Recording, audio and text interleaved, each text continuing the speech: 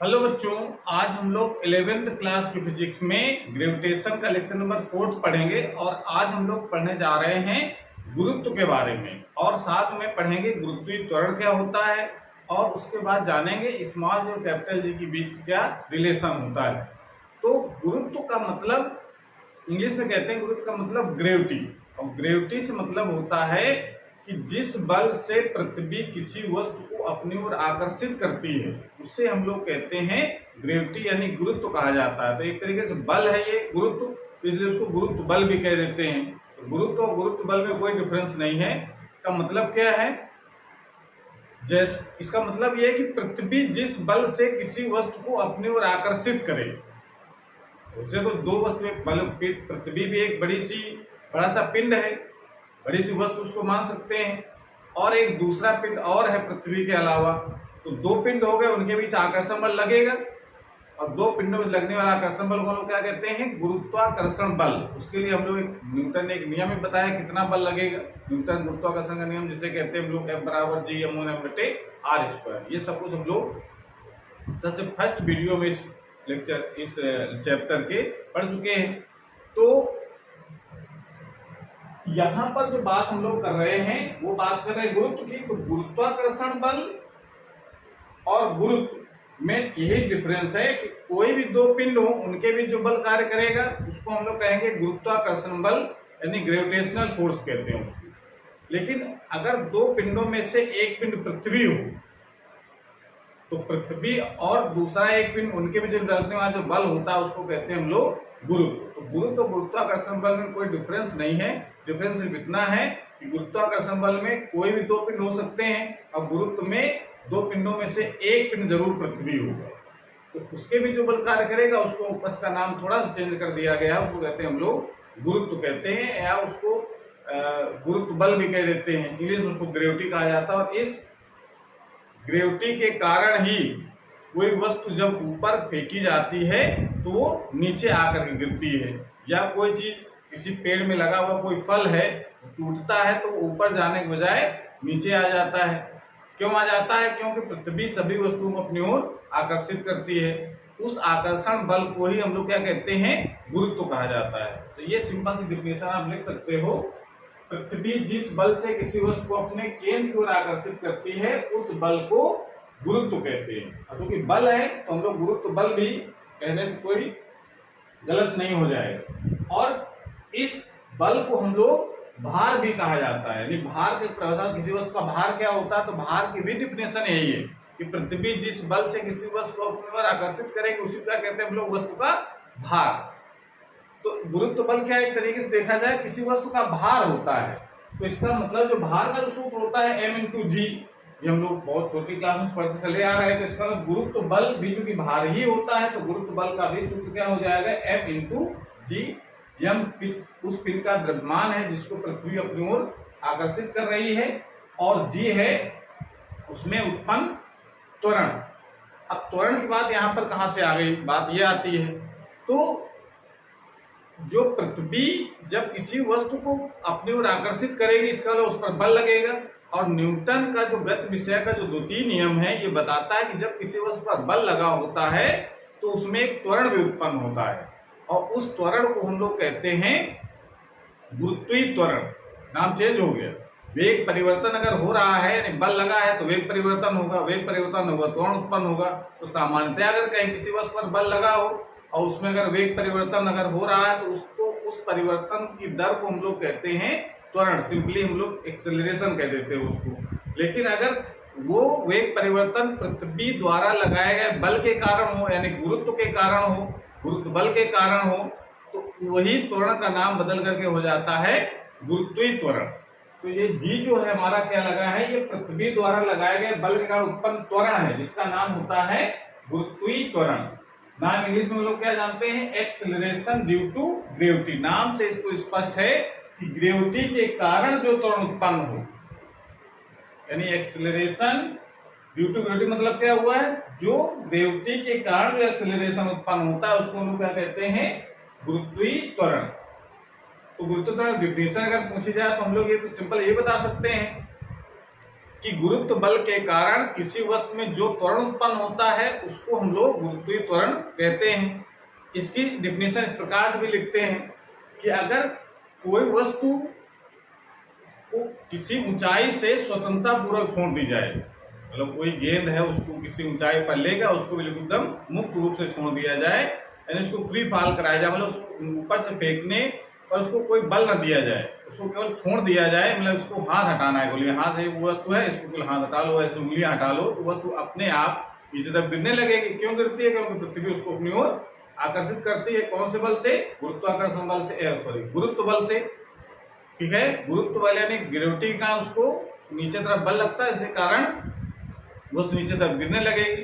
तो क्या पृथ्वी तक जब वस्तु पहुंचेगी सतह तक उसके, यानी पृथ्वी टकराने से पहले तक उसका वेग क्या स्थिर वेग रहेगा पहुंचने पर उसके रास्ते में, या उसका वेग लगातार बढ़ता जाएगा? आप बताइए। कोई वस्तु अगर किसी ऊंचाई से छोड़ दिया जाए तो उसका वेग स्थिर रहेगा या लगातार बढ़ता जाएगा? तो जाहिर सी बात है, अगर बल लगा है तो उसका मतलब उसका वेग लगातार बढ़ेगा, क्योंकि शुरू में वेग कितना है, मुक्त रूप से गिराने मतलब क्या होता है, उसका वेग 0 है।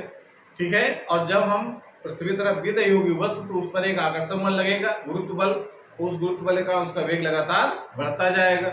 तो 1 सेकंड में जितना उस वस्तु में वेग वृद्धि हो जाती है, यानी मुक्त रूप से गिरती हुई पृथ्वी की ओर कोई वस्तु है तो उसके 1 सेकंड में होने वाली वेग वृद्धि कितनी है, कितना वेग 1 सेकंड में बढ़ गया है, उस वेग वृद्धि को हम लोग कहते हैं गुरुत्वीय त्वरण। अगर त्वरण का मतलब है कि वेग परिवर्तन हो रहा है, तो वेग परिवर्तन कितना होगा? 1 सेकंड में होने वाली वेग वृद्धि को हम लोग क्या कहते हैं? गुरुत्वीय त्वरण। तो डिफिनेशन आप इस प्रकार से लिख सकते हैं गुरुत्वीय त्वरण की, मुक्त रूप से पृथ्वी की ओर गिरती हुई किसी वस्तु के वेग में 1 सेकंड में होने वाली वृद्धि को पृथ्वी का गुरुत्वीय त्वरण कहते हैं। इसे स्मॉल जी से प्रदर्शित किया जाता है।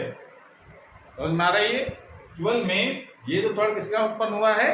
गुरुत्व के कारण उत्पन्न हुआ है, गुरुत्व बल के कारण उत्पन्न हुआ है, इसलिए इसको हम लोग नाम गुरुत्व त्वरण न कह करके गुरुत्वीय त्वरण कहते हैं। गुरुत्व बल के कारण उत्पन्न त्वरण उसको क्या कहते हैं हम लोग? गुरुत्वीय त्वरण। एक्चुअल में देखा जाए तो जो गुरुत्वीय त्वरण होता है ये पृथ्वी का जो गुरुत्वीय क्षेत्र है उसकी जो तीव्रता है वो होता है गुरुत्वीय त्वरण। ये तो पता है कि सभी पिंड के चारों ओर एक ऐसा क्षेत्र है जहां पर कोई दूसरा पिंड रखा जाएगा तो वो अपनी ओर आकर्षित करता है, उस क्षेत्र को हम लोग गुरुत्वीय क्षेत्र कहते हैं। तो एक सामान्य से पिंड का अगर गुरुत्वीय क्षेत्र तो अलग होगा, उसका दायरा कम होगा, लेकिन जो पृथ्वी भी एक बड़ा सा पिंड है, ये भी दूसरे पिंड को अपने आकर्षित कर रहे हैं, इसका मतलब इसका भी एक दायरा है, इसका क्षेत्र भी है, जहां पर रखी वस्तु उस पृथ्वी द्वारा आकर्षित होती है, उसको क्या कहते हैं? पृथ्वी का गुरुत्वीय क्षेत्र।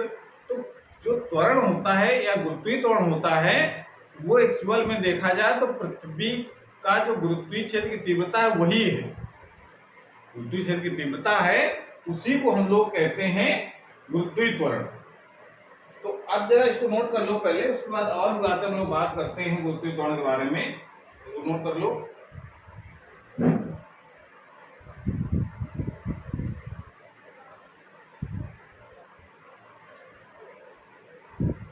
एक्चुअल में ये जो गुरुत्वीय त्वरण का जो सूत्र है जी, इसको हम लोग क्या लिख सकते हैं?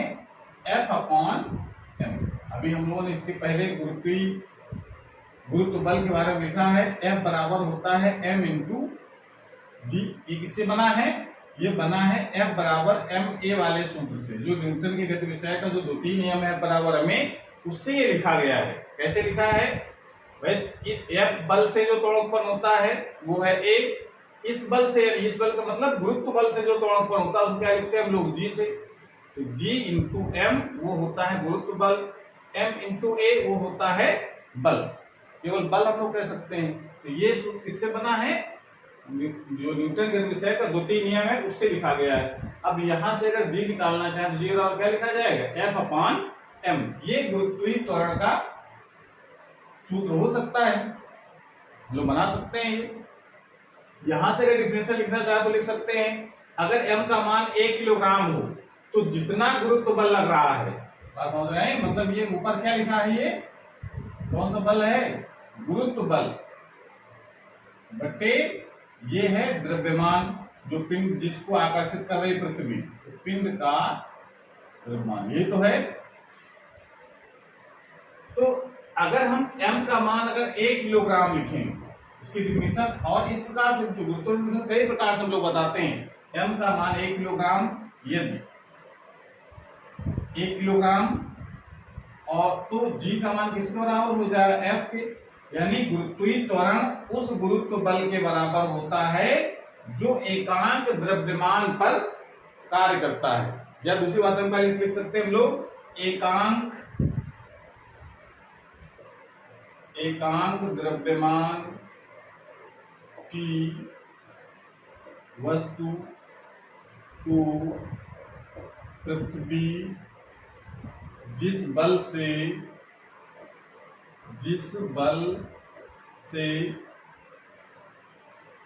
अपने केंद्र की ओर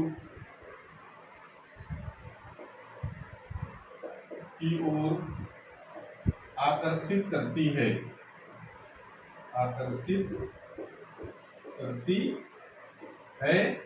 उसे गुरुत्वीय त्वरण, उसे हम लोग क्या कहते हैं, गुरुत्वीय त्वरण कहते। ये भी डिफिनेशन आप देख सकते हैं। और ये सूत्र हम लोग पढ़ चुके हैं, G बराबर है अपॉन m, ये लिखा है यहाँ पर।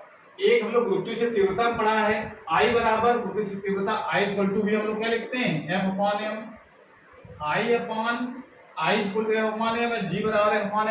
क्या पता चल रहा है कि I और G क्या है, एक ही चीजें हैं।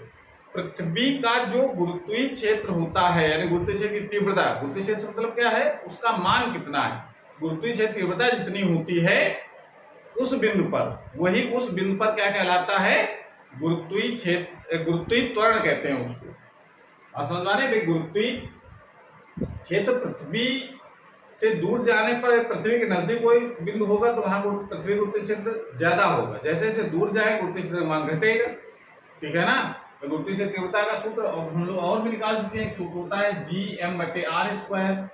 r जितना ज्यादा होगा I का मान भी कम होगा, जितने ज्यादा दूर जाएंगे I का मान कम होगा। अगर I का मान कम होगा तो वहां पर गुरुत्वीय त्वरण का मान भी कम होगा। समझ रहे हैं, ये हम लोग प्रूव करेंगे अभी अगले वाले वीडियो में। जब हम लोग G के वेरिएशन पढ़ेंगे, G के मान में परिवर्तन कैसे होता है, तो वहां पर बताएंगे कि जो G होता है वो पृथ्वी से दूर जाने पर G के मान में क्या परिवर्तन होता है, पृथ्वी के अंदर जाने पर G के मान में क्या परिवर्तन होता है, वो सब कुछ हम लोग डिटेल में पढ़ेंगे अगले वाले वीडियो में। तो इससे पता चल रहा है, आप ये सिंपली कह सकते हैं कि इसका मतलब है कि G और I मतलब कोई दूसरे पिंड की बात नहीं कर रहे हैं, I किसका होना चाहिए, पृथ्वी का गुरुत्वीय क्षेत्र की तीव्रता होनी चाहिए। तो पृथ्वी का गुरुत्वीय क्षेत्र वही है जो गुरुत्वीय त्वरण है। मतलब आप समझ गए हमारा मतलब क्या था कहने का, ठीक है ना। मतलब ये हमने कहा कि पृथ्वी का जो गुरुत्वीय क्षेत्र की तीव्रता होती है वही गुरुत्वीय त्वरण होता है। बस डिफिनेशन आप ये लिख सकते हैं, इसकी ये भी लिख सकते हैं। मतलब इसके पहले जो y है कि 1 सेकंड में मुक्त रूप से गिरती हुई किसी वस्तु के 1 सेकंड में होने वाली वृद्धि को गुरुत्वीय त्वरण कहते हैं, वो भी डिफिनेशन है। एक डिफिनेशन ये लिख सकते हैं आप, एकांक द्रव्यमान की वस्तु को पृथ्वी जिस बल से अपने केंद्र की ओर आकर्षित करती है उसे गुरुत्वीय त्वरण कहते हैं। एक जनरली बता सकते हैं हम लोग कि गुरुत्व बल के कारण किसी वस्तु में जो त्वरण उत्पन्न होता है उसे हम लोग क्या कहते हैं, गुरुत्वीय त्वरण कहते हैं। तो ये डिफिनेशन आप इस तरीके से लिख सकते हैं। और जरा G का अगर मात्रक लिखना चाहें, G का मात्रक क्या होगा, G का मात्रक यानी गुरुत्वीय त्वरण का मात्रक, तो देखिए ये त्वरण है, तो त्वरण का मात्रक जो होता है वो तो आप लिख दो सिंपली, मीटर प्रति सेकंड स्क्वायर, यानी 1 सेकंड में होने वाली वृद्धि जो होती है वो क्या होती है, मीटर प्रति सेकंड। और एक सूत्र से एक मात्रक हम लोग यहां से भी लिख सकते हैं, G का मात्रक क्या होता है, न्यूटन प्रति किलोग्राम। और न्यूटन प्रति किलोग्राम ये गुरुत्वीय क्षेत्र की तीव्रता का मात्रक भी होता है, न्यूटन प्रति किलोग्राम भी इसका मात्रक हम लोग लिख सकते हैं। दो इसके मात्रक हो गए, मीटर पर सेकंड स्क्वायर या न्यूटन प्रति किलोग्राम। G विमा क्या हो जाएगी, विमा आप जिस मात्रा से निकालना चाहो, इससे निकालना चाहो या इससे निकालना चाहो, दोनों की सेम विमा आएगी और ये त्वरण की विमा के बराबर हो। त्वरण विमा हमको पता है L-1। कैसे निकालेंगे, L मीटर की जगह हो जाएगा, सेकंड जगह T स्क्वायर हो जाएगा, ठीक है ना। सेकंड है तो T लगाएंगे, स्क्वायर है तो स्क्वायर लगा देंगे, ऊपर जाएगा -2 हो गया। ये तो आप विमा निकाल सकते हैं आसानी से, न्यूटन प्रति किलोग्राम। बल विमा बटे द्रव्यमान विमा, तो बल विमा रखोगे mL², mL-2, किलोग्राम की m से m कट जाएगा, L-2 बच जाएगा। और साथ में G एक त्वरण है तो कौन सी राशि होगी, सदिश राशि। G एक सदिश राशि, G एक सदिश राशि। अब सदिश राशि उसकी दिशा भी बताइए आप, जिसकी दिशा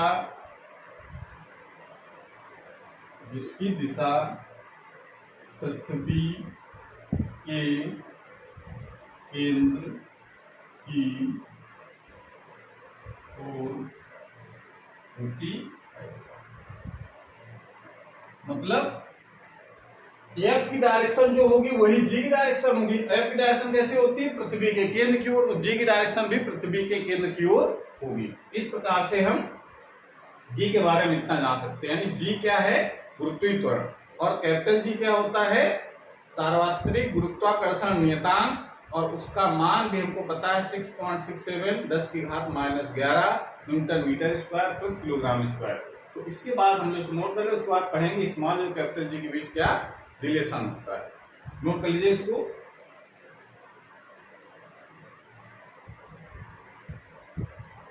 नोट कर लिया, अब हेडिंग लगाएं, स्मॉल जी तथा कैपिटल जी में संबंध।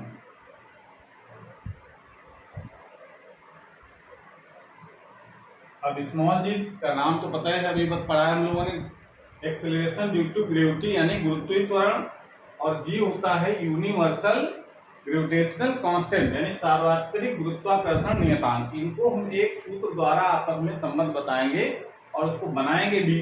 तो कैसे बनाया जाएगा, तो इसके लिए हम मानेंगे कि एक यहाँ पर एक पृथ्वी बनाया हमने जिसका केंद्र है O, जिसकी त्रिज्या है RE और इसका द्रव्यमान है m, यानी पृथ्वी की त्रिज्या RE लिख लो, ठीक है ना, और द्रव्यमान क्या लिख लेते हैं हम लोग me।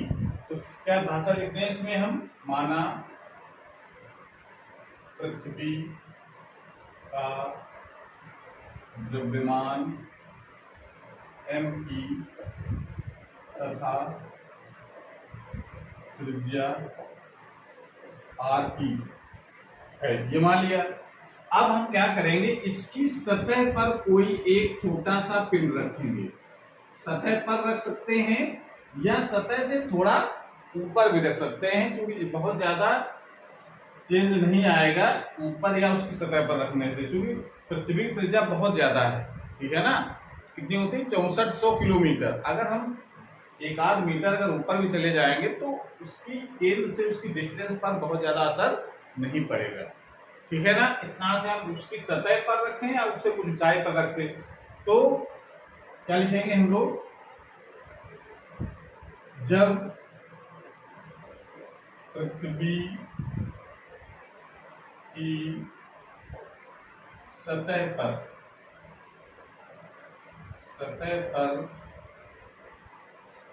एक अन्य यम द्रव्यमान का पिंड रखते हैं तो अब देखो, एक ये पिंड हो गया, एक ये पिंड हो गया, पृथ्वी हो गई। इनके बीच की डिस्टेंस कितनी है RE, और दो पिंडों में लगने वाला जो गुरुत्वाकर्षण बल है, गुरुत्वाकर्षण बल वो कितना होगा, ये न्यूटन के नियम अनुसार से निकाल सकते हैं। पूरे पृथ्वी का द्रव्यमान हम कहाँ मानेंगे, सेंटर पर केंद्रित मानेंगे। ये पूरा पृथ्वी का द्रव्यमान यहाँ है और एक द्रव्यमान ये है, उनके बीच की दूरी है RE। तो क्या लिखेंगे हम लोग, न्यूटन के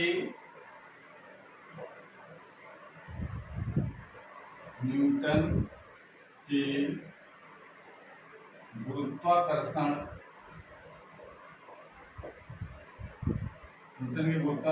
के नियम से पिंड m पर पृथ्वी द्वारा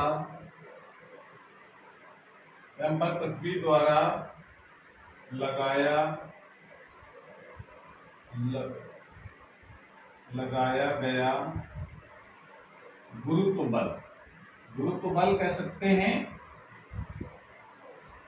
या उसको गुरुत्वाकर्षण बल भी कहने से कोई गलत नहीं हो जाएगा, ठीक है ना। गुरुत्व बल, पृथ्वी द्वारा लगाया बल को क्या कहते हैं, गुरुत्व बल, या वो गुरुत्वाकर्षण बल का ही एक एग्जाम्पल समझो गुरुत्व बल है, ठीक है ना। यानी गुरुत्वाकर्षण बल का एक विशिष्ट एग्जाम्पल है गुरुत्व बल। कितना गुरुत्व बल लगेगा, F बराबर G(m)(E)(m)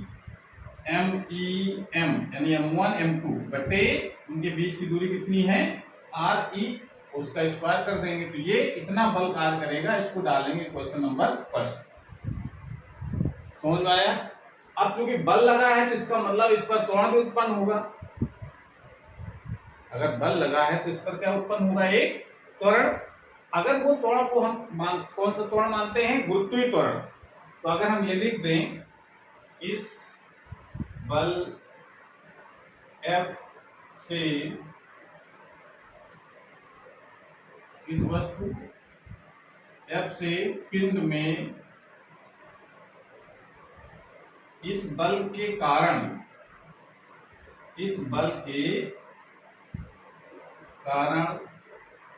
पिंड M में उत्पन्न त्वरण, कौन सा त्वरण उत्पन्न होगा, स्मॉल जी। त्वरण स्मॉल जी है तो न्यूटन की गति विषयक की द्वितीय नियम से क्या लिख सकते हैं, F बराबर m इंटू जी। कौन सा नियम कौन सा है, F बराबर m। मतलब ये समझो कि पिंड जब यहां रखा जाएगा, इसको डालेंगे क्वेश्चन नंबर 2। जब पिंड यहां रखेंगे तो गुरुत्व बल भी लगेगा। गुरुत्व बल कितना लगेगा, mg। ये गुरुत्व बल पृथ्वी जिस बल से आकर्षित करे उस गुरुत्व बल कहते हैं। पृथ्वी यहां पिंड रखेंगे तो पृथ्वी अपने आकर्षित करेगी, किस बल से, उसके भार से। भाई भार भी काम करेगा ना, तो भार कितना होगा, m इंटू जी, यानी इतना बल काम करेगा, इतने बल से पृथ्वी अपनी ओर आकर्षित करेगी। एक तरीका तो ये था न्यूटन के विषय के द्वितीय नियम से हम लिख सकते हैं। एक तरीका ये था कि न्यूटन गुरुत्वाकर्षण बल का जो नियम है उसके सहायता से भी इनके बीच लगने वाला बल निकाल सकते हैं, क्योंकि दोनों बल सेम है। ये भी पृथ्वी द्वारा लगाया गया बल है और ये भी पृथ्वी द्वारा लगाया गया बल है, उसी पिंड पर लगा है। इसका मतलब दोनों बल कैसे होंगे, बराबर। तो इसको नोट कर लो, पहले नोट कर लिया।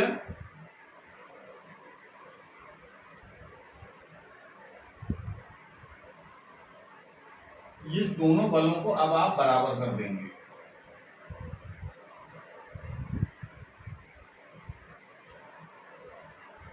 समीकरण 1 व 2 से क्या होगा, दोनों के राइट साइड इक्वल कर दो, G(m)(E)(m) बटे RE स्क्वायर। m से m कैंसिल, स्मॉल g बराबर क्या हो गया, G(m)(E) बटे RE स्क्वायर। ये रिलेशन होता है स्मॉल g और कैपिटल G के बीच में। ये पृथ्वी की सतह पर गुरुत्वीय त्वरण कितना है ये सूत्र बताता है। पृथ्वी की सतह से जब दूर जाएंगे तो ये सेंटर से उसकी दूरी बढ़ेगी, तो जी का मान क्या होगा, घटता है। तो पृथ्वी दूर जाने पर जी का मान घटेगा, लेकिन ये सूत्र किसके लागू करेंगे, जब, बहुत इंपॉर्टेंट फार्मूला है ये, बहुत इसका यूज है आगे डेरिवेशनों में। G equal to small G equal to capital G ME upon RE. ME और आरई क्या है, मान है पृथ्वी का, और ये पृथ्वी की त्रिज्या है। ये सूत्र इसलिए इंपॉर्टेंट है क्योंकि पृथ्वी की सतह पर जो जी होता है वो इतना होता है, पृथ्वी की सतह से ऊपर जाएंगे तो जी फिर दूसरा हो, उसके लिए फार्मूला हम लोग बाद में निकालेंगे क्या होगा। अब देखो ये सूत्र से देखने से पता चला, इसमें देखो पिंड का जो द्रव्यमान है वो नहीं आया है, यानी स्मॉल जी का जो मान है वो पिंड के द्रव्यमान पर निर्भर नहीं करता है। तो अतः इसके ये बात हम कह सकते हैं, अतः पृथ्वी का गुरुत्वीकरण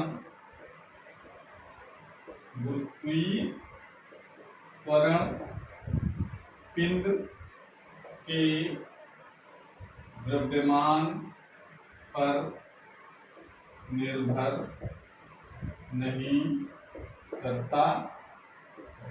अब इसका मतलब क्या है? इसका मतलब कि पिंड चाहे छोटा हो और चाहे बड़ा हो, सब के लिए जी का मान सेम रहेगा। कितना होता है जी का मान, कैसे निकालने हम लोग? अगर हम जी की वैल्यू अगर हम लिखना चाहें, जी का मान 6.67 इंटू 10⁻⁻11 न्यूटन मीटर स्क्वायर प्रति किलोग्राम स्क्वायर, ठीक है, ये तो वैल्यू पता है। पृथ्वी का द्रव्यमान ये भी वैल्यू निकाली जा चुकी है, कितनी निकली है? लगभग आई है 6 इंटू 10⁻24 किलोग्राम। पृथ्वी का द्रव्यमान इतना है, लगभग 6×10⁻24 किलोग्राम। और जो त्रिज्या है पृथ्वी की, उसका भी एवरेज मान निकाला गया, वो आया करीब 6.4 इंटू 10⁻6 मीटर, ये आया 6400 किलोमीटर। 6400 किलोमीटर मतलब कितना हो जाए? इसका मतलब है आप उसमें लिख सकते 6400 किलोमीटर। अब किलोमीटर को मीटर में कर 1000 और मल्टीप्लाई करा दो तो इतना लिख सकते हैं हम लोग, ठीक है। ये सब वैल्यू जब रखोगे यहाँ पर तो जी का मान कितना होगा? लगभग निकल करके आता है 9.8 मीटर प्रति सेकंड स्क्वायर। ये वैल्यू जी की होती है, और ये कहां पर होती है? पृथ्वी की सतह पर। सतह से ऊपर और नीचे जाने पर जी का मान इतना नहीं होता, ध्यान रखना है। पृथ्वी की सतह पर जी का मान 9.8, पृथ्वी से ऊपर जाएंगे जी का मान कम, नीचे जाएंगे तो भी जी का मान कम। सबसे मैक्सिमम वैल्यू होती है सतह पर, कितनी होती है? 9.8 मीटर पर सेकेंड स्क्वायर। अब देखो एक चीज जो बात कर रहे थे हम लोग की पिंड जो जी का मान है वो पिंड के द्रव्यमान यानी स्मॉल एम पर निर्भर नहीं करता है। इसका क्या मतलब है? इसका मतलब यह है कि इसका मतलब चाहे छोटा पिंड हो और चाहे भारी पिंड हो, अगर किसी ऊंचाई से खड़े होकर के अगर छोड़ दें दोनों को एक साथ, तो इसका मतलब है कि जी जब सबके लिए बराबर होगा तो इसका मतलब है सब में वेग वृद्धि बराबर होगी। परिभाषा हमने पढ़ी है कि पृथ्वी की तरफ मुक्त रूप से गिरते हुए किसी पिंड में 1 सेकंड में होने वाली वेग वृद्धि को गुरुत्वाकर्षण कहते हैं। तो इसका मतलब अगर चाहे भारी पिंड हो चाहे हल्का पिंड हो, इसका मतलब जी का मान जब निर्भर नहीं करता है तो इसका मतलब सबके लिए जी सेम होगा। एम का जी का मान एम पर निर्भर नहीं कर रहा तो चाहे भारी हो चाहे हल्का हो, जी का मान सबके लिए बराबर होगा। इसका मतलब सब में वेग वृद्धि बराबर होगी। वेग वृद्धि बराबर होगी तो भारी पिंड और हल्के में जब किसी ऊंचाई से छोड़े जाएंगे, एक ही ऊंचाई छोड़े जाएंगे एक साथ, तो पृथ्वी पर एक साथ पृथ्वी पर पहुंचेंगे। ये नियम है इसका। अगर कोई हल्का या भारी पिंड किसी ऊंचाई पर खड़े हो जाएं और उसको अगर छोड़ दें दोनों को एक साथ, तो अगर एक ही ऊंचाई से छोड़े गए तो दोनों पृथ्वी पर समान समय पर पहुंचते हैं या पहुंचेंगे। नियम तो ये कह रहा है, इसके हिसाब से निष्कर्ष निकला है, ठीक है ना। और पहुंचते भी है रियल में, लेकिन व्यवहारिकता में ऐसा नहीं हो पाता है। अगर एक कागज का टुकड़ा ले लो, एक पत्थर का टुकड़ा ले लो और फिर दोनों को किसी एक ऊंचाई से खड़े होकर एक साथ दोनों को छोड़ दो, तो क्या एक साथ दोनों पहुंचेंगे? नहीं पहुंचेंगे एक साथ। क्यों नहीं पहुंचेंगे? नियम तो ये कह रहा है कि जब दोनों भारी हो चाहे हल्के हो, दोनों में वेग वृद्धि बराबर होगी तो एक साथ दोनों पृथ्वी पर टकराने चाहिए, पर ऐसा नहीं होता है व्यवहारिकता में। क्यों नहीं होता है? क्योंकि अगर ये जो प्रक्रिया हम बता रहे हैं ये प्रक्रिया निर्वात में अगर हो तब ये पॉसिबल है। क्योंकि अगर हम ऐसे हवा में छोड़ेंगे तो हवा का अवरोध भी उस पर काम करता है, तो ये दूसरा बल भी काम करने लगा, ठीक है ना। वो क्या करेगा? अवरोध क्या करता है? उसकी गति का विरोध करता है, यानी उसको उसके वेग में जो वृद्धि हो रही है 1 सेकंड में वो अलग अलग होगी। अवरोध जिसमें ज्यादा लगेगा उसमें वृद्धि कम होगी, और जिसमें अवरोध कम होगा उसमें वृद्धि ज्यादा होगा। अवरोध किसमें ज्यादा लगेगा? जो हल्का होगा। कागज का टुकड़ा हल्का होने का उसमें अवरोध ज्यादा लगेगा तो वो धीरे धीरे नीचे जाएगा और देर में पहुंचेगा। और भारी पिंड अगर है तो उसमें अवरोध लगेगा कम, और उसमें वेग वृद्धि ज्यादा होगी तो वो जल्दी पहुंच जाएगा। तो भारी पिंड जल्दी पहुंच जाते हैं, हल्के पिंड कम देर में पहुंच पाते हैं। लेकिन ये पॉसिबल एयर में है। अगर निर्वात में ये क्रिया कराई जाए तो चाहे कागज का टुकड़ा हो चाहे पत्थर का टुकड़ा हो, दोनों एक साथ पृथ्वी पर पहुंचते हैं।